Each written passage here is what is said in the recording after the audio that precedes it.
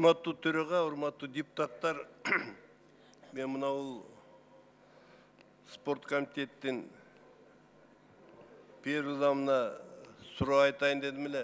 Себеби бул жерден бир топтору айтып атышат жана силерге. Бир күндүк талоонуңар 213 сом деп атат. Эми бюджетте ошону карадыңар беле?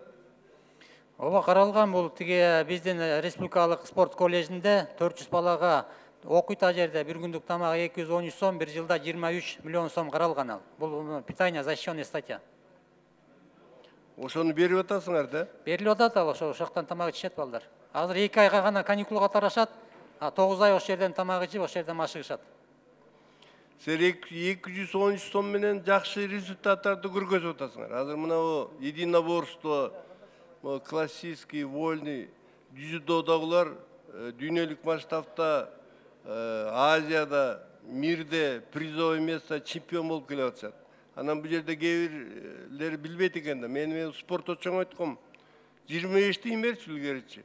Кээ бир желөпкөлөр айтып атат, бул жерде кантип анан олимпийский менен даярдайбыз. Олимпийский чемпион даярдаш үчүн анын өзүнчө милдети бар да. Башка өзү бар, тренер бар, башка спонсорлор бар. Түшүнбөйт экен да буларчы. Бир топ.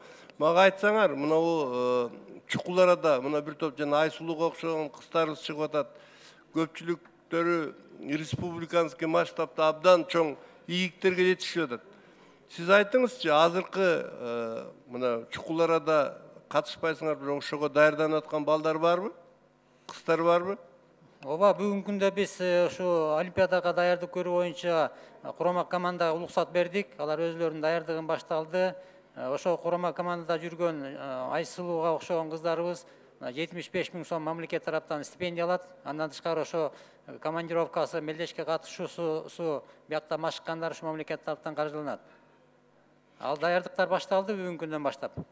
Илгери ноктон, анан тиги международный ноктон стипендия берчү эмес беле? Канча балага берет азыр ошону? 10 балага ушу улуттук олимпиада комитети тараптан $500 стипендия берилет. Бул ошо дүйнөлүк рейтингде турган спортчуларга берилет. Андан тышкары мамлекет тараптан жанагындай 75 000 сом эң жогорку стипендия, анан 60 000 сом, 50 000 сом ушундай стипендия берилет ай сайын. Илгери жанакы Радбек Санатбаевтар $2000 алчу. Анан бирткесин биздин спорт комитеттикилер жеп койчу. Ошолор жокпу азыр ошондойлор? Азыр бүт карточкасына түшөт, андай акча желбейт. Желбей калдыңар, эмне болду? Акчанын баары дирекцияларга түшөт, алар карточкаларына которот, эч кандай ал боюнча маселе жок. Илгери Москвадан алып келем деп эле Кутманалиев биякта учеттин коюп эле ошентип атчу эмес беле? Илгеркини айта албайм. Азыр эми даярдыктар болуп аткан турбайбы? Баштадык даярдыкты. Рахмат, анда сиздер ушул боюнча бир информация келип айтып берсеңиз мен түшүнөм сиздердичи. Мен өзүмдүн баскан турганым бардыгы кичине берип коесузбу 5-10 секунд. Өзүм спортсменмин, билем жакшынычы. Анан сиз дагы карап көрүп мына кеңешип айтсаңыз, буруп ийбей ортодон, кээ бирлерин пабулаты кылып ийбей, макулбу? Рахмат, урматтуу